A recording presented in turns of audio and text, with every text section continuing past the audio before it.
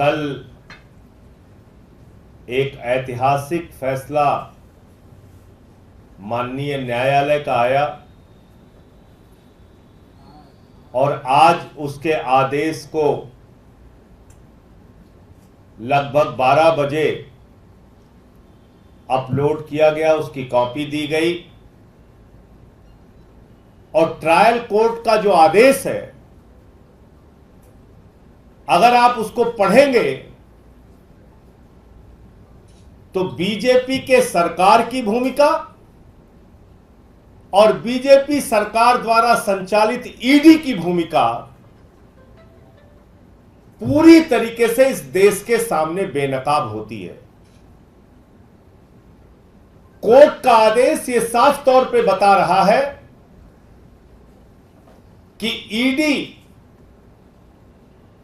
मनगढ़ंत तरीके से तथ्यों को हमारे खिलाफ इकट्ठा कर रही है।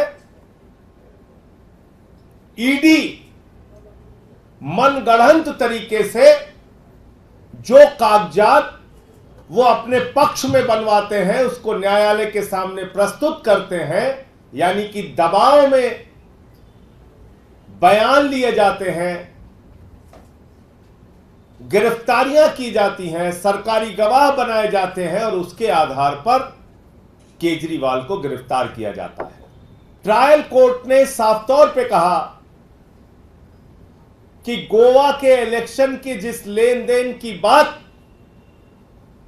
ईडी के द्वारा की जा रही है उसका कोई तथ्य और प्रमाण, कोई मनी ट्रेल और सबूत प्रस्तुत नहीं किया गया है।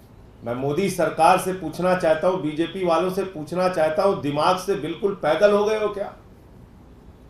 बुद्धि काम करना बंद हो गई तुम लोगों की? तुम्हारी मत भ्रष्ट हो गई? अरे ट्रायल कोर्ट का ऑर्डर अपलोड नहीं हुआ, ट्रायल कोर्ट के आदेश की कॉपी नहीं मिली, उससे पहले हाई कोर्ट पहुंच गए। कभी आज तक भारत के न्यायपालिका के इतिहास में आपने ऐसा सुना हो तो बताइए। मैं चुनौती देके कहना चाहता हूं,